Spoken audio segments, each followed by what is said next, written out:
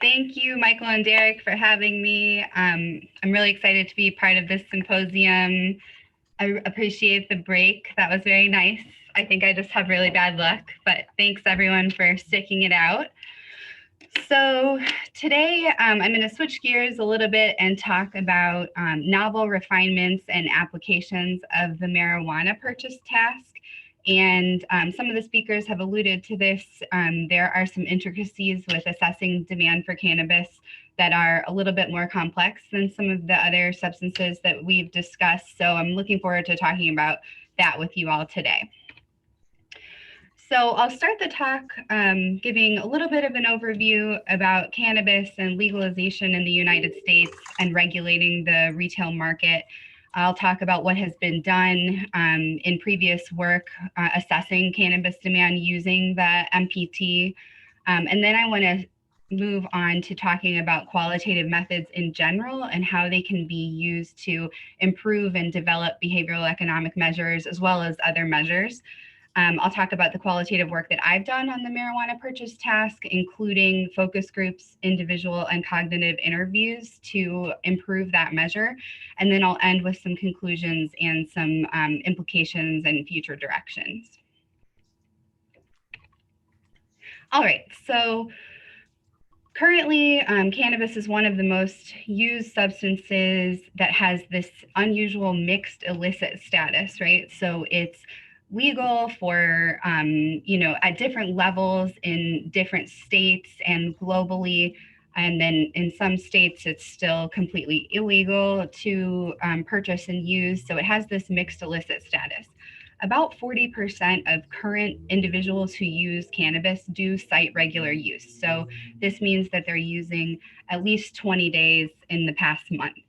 And the majority of adults in the United States do support legalization of cannabis for recreational use. So the norms around that have really changed over the past several decades. So I checked this last night just to be sure, because it's evolving all the time. But currently there are 36 states in DC that permit medical use of cannabis, and 18 states in DC permit recreational use of cannabis. And I'm sure we'll see more states being added to that list this year in the coming months. So because of all of those changes in the legal status of cannabis for medical and recreational purposes, it's really important to think about how we should regulate the retail market. So regulating the market involves kind of strict government regulations and certain restrictions on things like advertising, billboards, various campaigns, whether it be radio or television, locales of purchase, right? So where are those dispensaries or medical dispensaries allowed to be? Different states have different rules about these things. So like how far away you can be from a school, can you be close to somewhere that sells alcohol? Things like that need to be considered. And permitted hours of sale as well. So, a lot of states have, liquor or alcohol, it is governed by the government. So permitted hours of sale, usually end 8, 9 p.m. in order to discourage like continued purchase into the evening. And these restrictions are really important, especially in the wake of legalization, because we want to maintain this balance between high price in order to discourage rampant escalation in use that could happen with already current users or individuals who want to initiate. But it's also important to maintain competition with the illegal market, right? Because Michael has published on this in the past. At a certain price, people do prefer a legal product, but they will switch to the illegal product once the legal product becomes too expensive. So those things are really important to keep in mind. And just like we see with other purchase task measures like those with alcohol, ease of accessibility to inexpensive cannabis is likely a considerable risk factor for heavy use and escalation into heavy use and potentially cannabis use disorder. Legalization of cannabis likely, and I think we're already seeing this in some states, can amplify that progression of use and initiation of use in certain subsamples. What's great is that certain behavioral economic tools can be used to actually directly inform the retail market. So things like Michael's paper, which is a really great paper looking at what happens when we have both an illegal and legal commodity at once. Like at what point do individuals switch from one to another? We can directly inform policy about those things. So moving on to what's been done in the literature with the marijuana purchase task. I'm not going to go into talking about the indices or things like that because Jim did a really nice job and Michael did a really nice job giving us an overview of behavioral economics and demand. So I just want to show you all, this is an updated version of the marijuana purchase task published early this year, and it uses grams as the unit of purchase. And later on in the task, I'll talk a lot about how we came to develop this measure. So a lot of work has shown that indices from the purchase task have been associated with things like frequency of use based on the timeline follow back, self-report, also from ecological momentary assessment of use. Indices have also been related to symptoms of cannabis use disorder, cannabis quality, so average versus medical grade. I'll get more into that as well. Legality, as I said, and things like hazardous behaviors associated with use, like driving following use. It's also important to note that frequent cannabis users have been shown to display reinforcer pathology. So this means that they typically have very high demand, they value cannabis a lot, and they also prefer it immediately. So this is typically measured using some kind of delay discounting measure. So frequent users display this reinforcer pathology. And then finally, state-oriented purchase tasks that use some kind of cue exposure do cause or result in increases in craving and demand indices for cannabis in the laboratory. And I've just cited some work at the bottom. There's a lot more work that has been done with marijuana purchase tasks, and I think we're definitely seeing more research on that in the past several years. So thinking about some of the work that has been presented so far with alcohol and tobacco, cannabis is a very different commodity than these legal substances. So because of that, there have been design concerns with some of the marijuana purchase tasks that have been in the literature. And what's important to note is that purchase task formats and the instructions, the vignette, things that are associated with the task, those have all been designed by researchers. So the measures may not actually reflect the language and concepts that are used by individuals who are actually using cannabis on some regular basis. And some things to touch on that might have been issues in previous versions of the tasks are that joints and hits were used as purchase units. So this could have been an issue if that wasn't a preferred mode of administration. High grade and average quality have been specified, and demand is influenced by specification of quality. So this is important.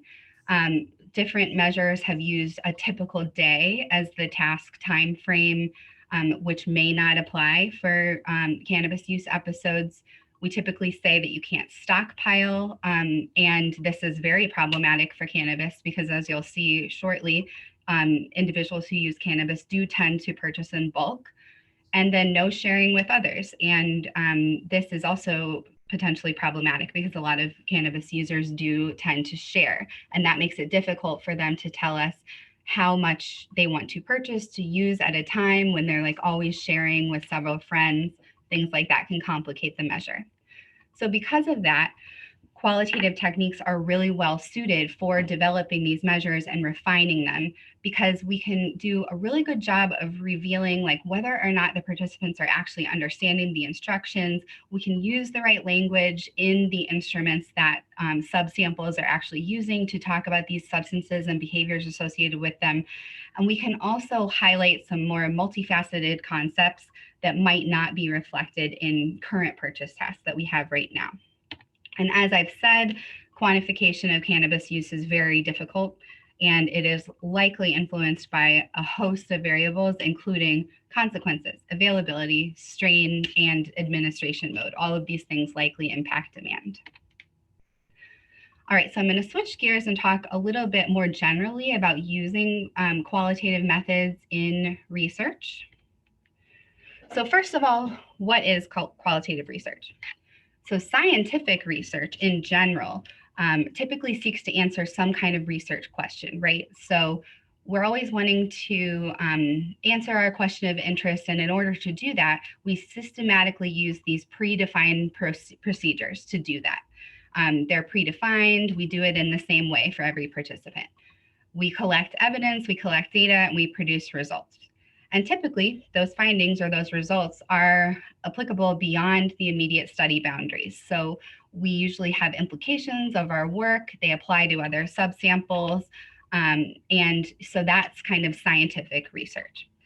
Qualitative research does share these characteristics, but it also aims to understand various research questions from the perspective of the population of interest. So this is especially effective for obtaining data from a given population of interest about things like values, opinions, behaviors, social context. So things that might not be readily apparent in a quantitative measure, for example.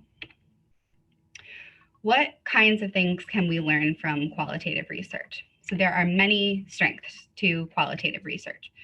It tends to provide a really good, complex textual description about how your subsample of interest experience a given research issue. So for example, how they're actually experiencing demand and what they understand that to be. It can also provide data and findings about often contradictory behaviors, beliefs, opinions, emotions, and relationships that are also hard to discern from quantitative measures. It's really effective in identifying intangible factors as well.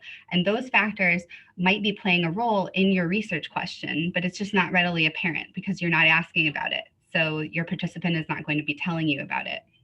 So these include things like various social norms that a group might hold, socioeconomic status, gender roles, ethnicity, and even religion.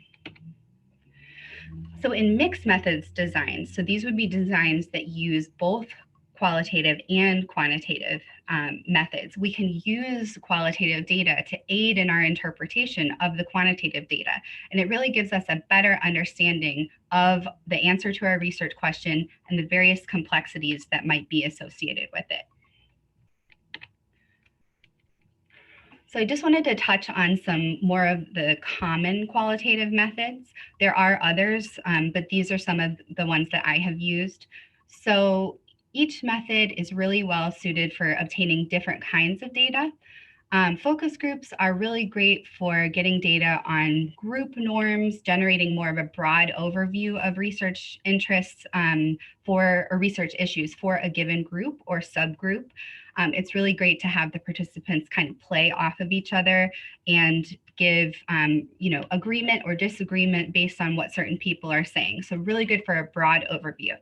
In contrast, in-depth interviews are more optimal for collecting data that's way more in-depth. So it might be pertaining to an individual's like personal history, substance use history, medical condition, various perspectives that they hold.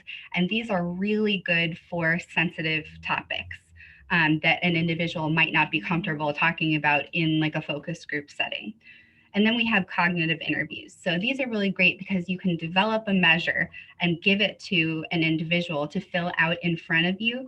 And they can there are different techniques to use, but they can speak aloud while they're filling it out and tell you right there in real time why they do or do not like certain questions or wording, or why the measure might not be getting at what you think it's getting at. So these are a really excellent tool for optimal measure development. And forms of qualitative data include field notes, audio, and even video recordings sometimes, and then the transcripts that we make from those recordings are the most important thing. And what's the most important difference between quantitative and qualitative methods? I would argue that it is flexibility. So quantitative methods are intentionally inflexible, right? Participants answer identical questions or do the same thing in the lab, or they all are doing the same exact protocol in the same order, something like a survey or a laboratory protocol. The response categories for those types of questions are fixed or closed-ended. So we kind of determine those things in general. And this is a strength of quantitative work because it allows us to meaningfully compare responses across participants because they've all done it in exactly the same way. But it does require a thorough understanding by the researcher of several different things. So what are the important questions to ask? What is the best way to ask them? Are we using the right words? Are we framing the question in the right way? Are we saying something that could be stigmatizing that we don't realize? So those are all really important things to keep in mind. It also requires that the researcher knows the range of possible responses. What are the appropriate limits? This really comes into play later when I'll talk about different formulations of cannabis. So it requires some knowledge about, how are these things measured? How are they purchased? What are the typical prices associated with them? So qualitative methods are more flexible. They allow for spontaneity. So in the moment when you're speaking with a participant, you can adapt your own interaction with them. We ask mostly open-ended questions. So we might not necessarily word them in exactly the same way for each participant, depending on how the interaction is going, what they have already said. Participants can respond in their own words. So we actually want responses to be much more complex than a yes/no answer. We really want them to elaborate. So we want them to provide more detail on these nuanced topics so that we can really understand better what is going on having to do with our research question. We can also respond in real time immediately to what the participants say. So we might realize, oh, there's a subsequent question that's emergent that I need to ask in this situation. I didn't even realize that this was a thing. And I can attest that that's happened multiple times in my interviews and my focus groups. Things have come up that I didn't realize I needed to be talking about, and that has informed subsequent interviews in groups. So it's a huge strength of qualitative work. Some methods on method basics on qualitative data collection. So typically I use something that's like a semi-structured agenda. So on the right here, you can see an example of 2 different topics that I've been really interested in some of my focus groups and interviews. So D up here is just talking about the marijuana purchase task measure and some questions I have about it. And then E is asking about having a medical marijuana registration card. So some of the questions you can see, I'm asking things like, if you have a medical card, why did you obtain it? And then I have some probes. So these are kind of like reminders for me to ask about certain things that I want to know about. So I want to know, what are their medical issues? What's the cost of getting a card? Do you have easy access? Are there legal reasons that you are interested in having a card? And then I just kind of tick off each of those areas that I was really interested in learning about. You want to really pay attention to how the questions are written. So you can notice that most of these are very open-ended. There are a few that aren't. So I ask, like, do you have a medical marijuana card? I need to follow that up with a more open-ended question because it doesn't help me for the participant to just say yes or no about something like that. So you really want more than just a yes or no response. I also record all of these discussions or interviews, like I said, and then I take observational notes or I have a research assistant taking observational notes while it's going. And this is really important because you want to capture things that the audio is not going to capture. So for example, things that have happened are perhaps a side conversation between 2 participants in a focus group that's not getting picked up on the recording, and you want to talk about that to remind yourself about it later. I've had different emergencies happen with participants, or someone has come into the room if they're doing an individual interview. And some of these things you just want to make note of because, for some reason, it might explain why you're missing data on a certain topic or something like that. And then I always transcribe all of the recordings. You want to read the transcription and listen to it against your audio recording to check for errors. So as you can imagine, when we're talking about something like cannabis, there's a lot of unusual words that a transcriber might not be familiar with, like dabbing, butter, shatter, wax, different various things like that they perhaps aren't familiar with. And so we want to make sure we have those words correct because those are our data. They're the most important thing. We also want to remove any identifying information or PHI, things like that. And then we have our transcript prepped for coding at that point. So at that point, we're ready for coding of our qualitative data. I know this is very small, but I just kind of wanted to give you all a snapshot of what a coding structure looks like. So I always make a coding structure from the topics or subtopics that I'm talking about in my agenda. And so I have usually a broad code on the outside. So this might be use of vaporizers. And then I have several subcodes, and we'll just go through my transcript and label everything with these different codes. And then things will emerge out of that as well that I didn't write about in my coding structure. And I'll just add those to the bottom and continue coding about it. Best practice is to have two coders code each transcript independently and then meet to discuss any disagreement about why something should be considered a certain code. And then after that, there are different ways you can do this, but typically this is how I do it, is I then upload the final transcript into NVivo for further analysis and querying of different things I might be interested in. And in order to do that, you just highlight text and label it with the appropriate code.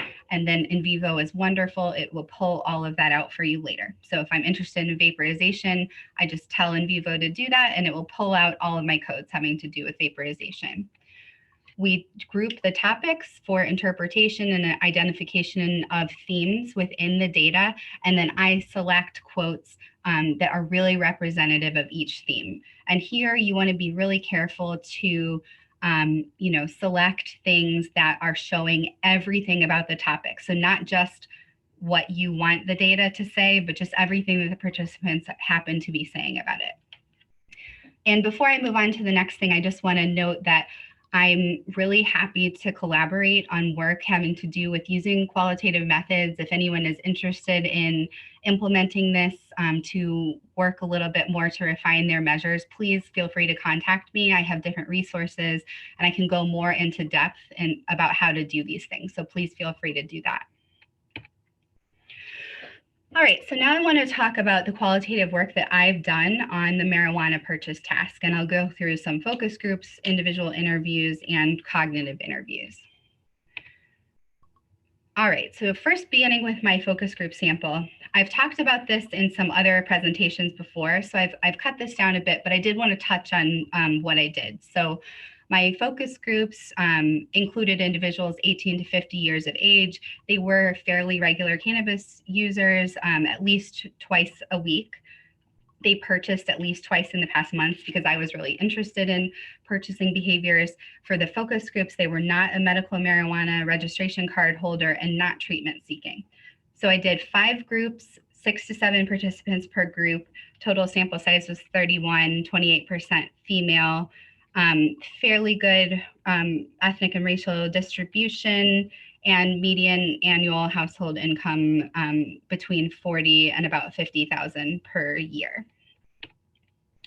The procedure for that group followed the semi-structured agenda that I showed you all earlier, and I was interested in covering 6 main topic areas. So I wanted to look more at the marijuana purchase task and get feedback on different modifications that might need to be implemented. But I was also interested in some other things. So I asked about cannabis use behavior, purchase behavior, interest in obtaining a medical marijuana registration card among recreational users, use and purchase behavior under simulated marijuana legalization. So I was interested in, at the time, it was, and still, it's not legal for recreational use in Rhode Island. And I kind of wanted to hear what the recreational users had to say about that. And synthetic marijuana use and purchase as well. The focus groups were digitally recorded. The mean length of time was about 76 minutes. And then I did a debrief summary after each group, just to remind myself of anything that might have happened.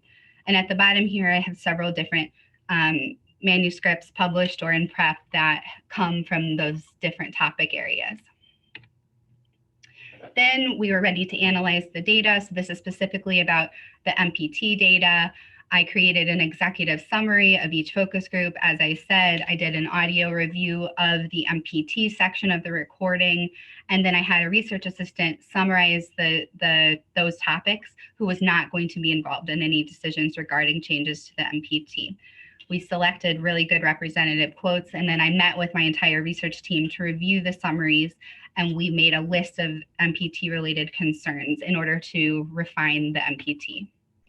We identified 4 critical areas for MPT improvement, and a lot of this has come up today and is critically important. So, unit of purchase, quality, the duration of time specified in the task, and the price. These are all really important. So I want to go through just a few quotes about what the participants said about some of these things. So having to do with the unit, we showed them the 2015 paper that used hits, and we asked how many hits of marijuana would you take on a typical day at the following prices. They said things like hits are not associated with the buying process at all. The easiest way would just be going by weight, because anybody can choose the weight that they're smoking. If you're smoking 0.5 out of a bong, it's still 0.5. It's 0.5 out of a joint, it's 0.5, and they're talking about grams. It's not going to change. So they disliked the term hits, and on our modified version, we implemented grams instead. Quality was also assessed, the importance of quality. So in the task, we say, assume the marijuana you will use will be of average quality and strength, thinking, that this just meant average, like whatever average quality of cannabis is. But the participants did not like that. They said if you put average between the best weed and the worst weed, that's still some pretty bad weed. I wouldn't even buy that weed. I would just not smoke. So that is a really important quote, right? Because I'm affecting their demand by the language that I'm using. This person no longer cares to purchase any cannabis because it's not good quality. Average quality sounds like worse than what I would usually expect, and your average might not be the same as my average. So they don't like average quality.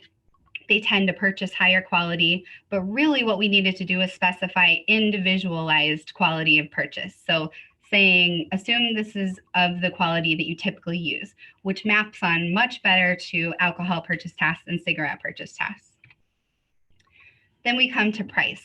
So how many hits of marijuana would you take if they were free, all the way up to $10 per hit? And they said things like, maybe $1 per hit if you really needed it, if you were really in a dire situation or in a place you've never been and I need weed. And other individuals said I wouldn't pay more than $20 on a desperate day, but there's people out there that will pay $50 for a gram. So the feedback that they gave us included that weights and grams, eighths, quarters already have average prices. So when we modified the MPT, we looked, as Michael suggested, what is the typical cost of cannabis in Rhode Island and the surrounding New England areas. And then we made sure that we had enough above that in the price range to ensure that our participants would usually reach breakpoint. So we went from $0 to $100 per gram. Moving on to episode time period. So imagine a typical day over the last month when you would use marijuana. Participants said a typical Monday or a typical Friday. And then another participant said, I know you have these conditions. One of them was that you have to consume it all. I was assuming the same day. That would pretty much exclude me from putting the amount here because I keep it for later occasions. So they're basically asking us to stockpile. Otherwise, they aren't interested in purchasing because they don't want to use it right then. So we changed the grams measure to specify purchasing for use over a typical week. And the participants like this much better. All right, so we did our focus groups and listened to feedback from participants, and I met with my research team. We made this really awesome initial measure. I was very excited about it. I thought it was perfect in its current form, but I was wrong. So we modified it even further. I did 2 iterations of cognitive interviews with recreational users. So just meaning that they did not have a medical marijuana registration card. And there were issues with our revision that came up that were pretty interesting. So here we have, at each price, choose the amount you would consume over a typical week over the last month. One participant said that was probably the most significant point for me. I tend to save. I don't tend to buy to use in the moment. If I could save it, then I would buy more and I would be willing to pay more because I wouldn't be so limited. So we're seeing there that, that point that we changed was very important to that individual, and it did directly impact their demand. This one says, assume that you did not use marijuana or any other drugs before making these decisions. One participant said, in that circumstance, didn't I have to assume I'd never smoked weed before? That might have influenced my decision. I would assume it means ever before, and not that you're high or something when you're making the decision. And that was really interesting because that wasn't what we meant, but rereading that, I can see why someone might think that that's what we meant. So that needed some further adjustment. This one says, assume this is for your personal use. You won't be sharing marijuana with anyone else. This person said, I wouldn't smoke that much by myself. You could talk about the environment they're in. It doesn't have to be at home. Because if I was with others, I would be like, here, take a hit. It's a social drug. So I don't mind smoking that much with friends. But if I'm by myself, I think it's weird a little bit. So this person was kind of confused when we were saying, you won't be sharing with anyone else. And the reason we were saying that was because we're only interested in what they are purchasing and using. But that becomes really difficult for a commodity that is typically shared with a group or shared with friends for some individuals. So that needed some further adjusting too. So we took all of that information into consideration and we developed this final MPT measure that had clearer language and we got really good coverage in the demand indices. And this is really good for individuals who are familiar with using flour or anything purchased like that in grams. And we'll talk more about that later because this still is not getting at all of the different cannabis formulations. So another thing that I want to touch on that I haven't published before having to do with the purchase task are some interviews that I did with medical marijuana registration card holders. So the reason I honestly initially was going to do focus groups with these medical card holders. And then we made the decision to change them to individual interviews because this is really a more sensitive topic. You're asking individuals to talk about their use for a medical purpose, their medical use, like what they're using, how they're using cannabis to treat their condition. And this is kind of a very private thing. So it's really not appropriate for a focus group. So the interviews were much better for these kinds of topics. We also increased the age range because medical card holders tend to be much older, on average than individuals who don't have a medical card. So these individuals were 18 to 70 years of age, also regular cannabis users and endorsed purchasing. They had a card, which we confirmed when they came in, and they were not treatment seeking. We did 25 individual interviews. 60% of participants were females. The mean age was 47 years. We didn't have as good of racial ethnic distribution here. I hope to do more with that in subsequent work. We had much lower median annual household income compared to individuals without a card, and about one more use day per week over the past month.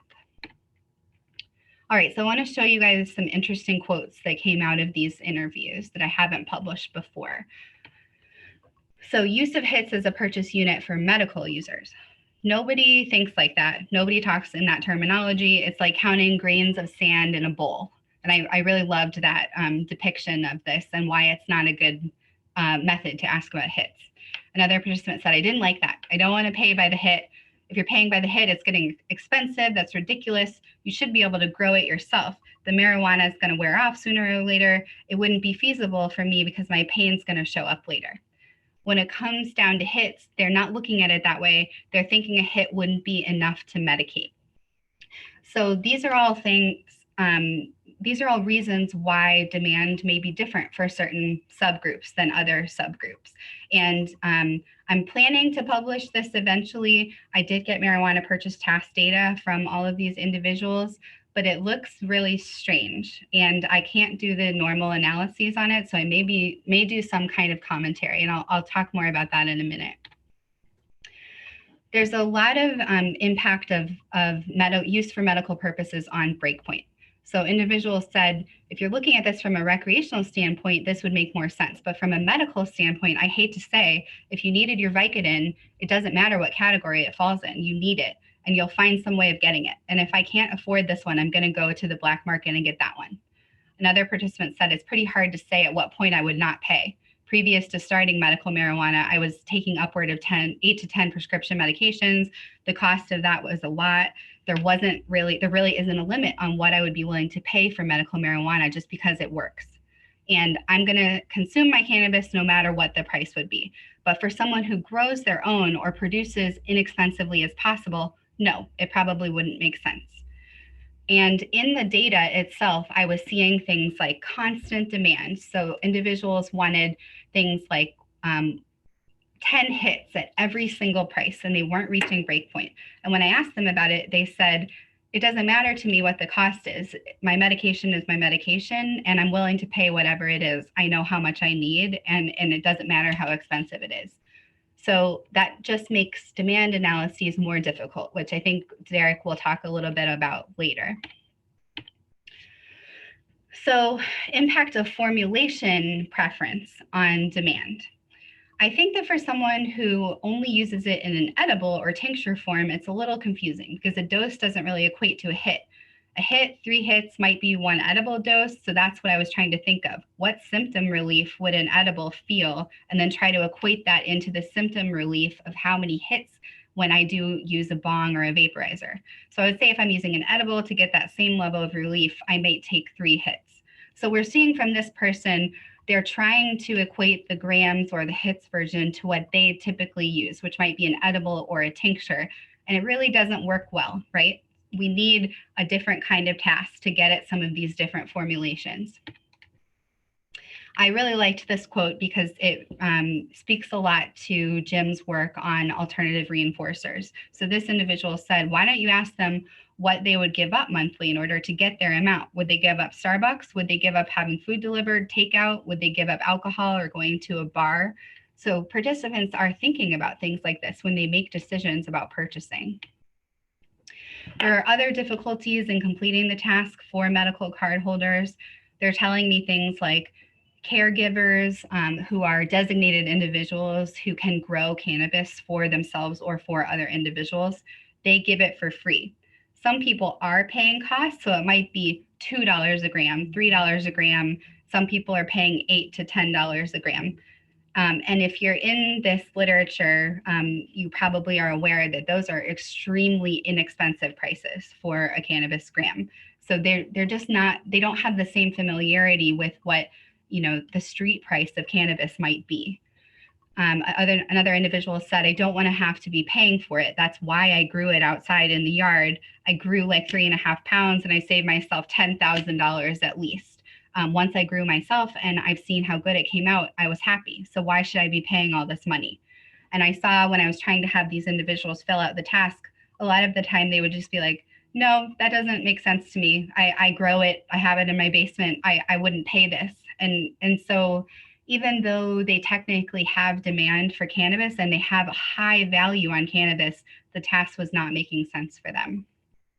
And then I just wanted to share a couple of funny quotes that I really liked. This one individual, when I was asking about, you know, the right terms to use and things like that, and I probably seemed like I did not know what I was talking about, they were like, in fact, what I suggest you do is Google street vernacular for the cannabis. And that made me laugh. And I did do that. That was helpful. And then this last one really made me laugh too. This individual was pointing to the price at zero cost, like how many grams or hits an individual would put at zero cost. And they said, everybody in their right mind better put 1,000 or whatever, some high number that they can think of over here for free, you know.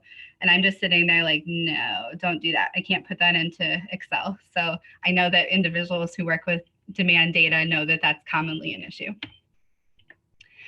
All right, and then I lastly want to talk about the impact of cannabis formulation on demand. So there are a plethora of cannabis formulations now, right? So we have the more traditional things like flower, oil, edibles. High potency concentrates are really popular now. So this is dabbing with things like wax, butter, shatter. And then I also Googled this the other day because I was kind of like, what are some of the new things that are on the market? So now we have lotions, tampons are new, gum, bath salts, inhalers, and transdermal patches. So there are all of these different ways that individuals are using cannabis for different reasons. There's also steadily increasing popularity of novel modes of administration. So we have more traditional modes like bowls, joints, bongs, one-hitters, blunts are extremely popular. But in recent years, we've seen a rise in the popularity of things like vaporizers, dab rigs in order to use some of these high potency concentrates. And all of these different modes of administration are linked with different units of purchase, different use patterns, and different drug effects. Strain and cannabinoid profile can also be very important for certain individuals, particularly individuals using for medical purposes. So they might select a certain cannabinoid ratio or a strain because they have certain motives for use. So they might be interested in sleep, pain relief, or stimulation, and they seek out cannabinoid profiles that are said to help them with those things. There's also substantial variation in use patterns across users. So there's a huge difference in amount consumed per episode. That is impacted by things like level of THC that might be in their flower, or depending on what kind of formulation they're using, we see huge variability. So it's really critical to have a purchase task that reflects the participant's preferred cannabis product and the unit that is associated with their product, like how they actually purchase it, in order to address some of these methodological issues. Because I will say that many cannabis users, still really prefer using flower. But as these other formulations and modes of administration continue to appear on the market and rise in popularity for various reasons, vaporizers, for example, many people prefer, sometimes for hazardous reasons because they're easy to use when driving and things like that. I've heard various things like that. But a purchase task that we have doesn't really work for that. So I'm really excited about this new adaptive purchase task developed by Erin Ferguson and her group. This task allows for participant selection of their preferred product and how it is purchased, their purchase unit. And a task like this is really going to clarify the relative value of cannabis for these individuals that might prefer other formulations and modes, and it's going to improve ecological validity. So I'm looking forward to hearing Erin talk more about that later. All right, to wrap up, qualitative methods can be used to modify behavioral economic measures, and as I said, other measures as well. These refinement techniques really result in better language, improved participant comprehension, and they facilitate better data collection and analysis. These results signal the importance of employing these mixed methods, qualitative methods with behavioral economic work in order to examine and understand demand better. And there are a lot of future directions for this work. So it's really important to continue investigating these different factors that influence cannabis demand, especially in this novel drug market, as things are constantly evolving.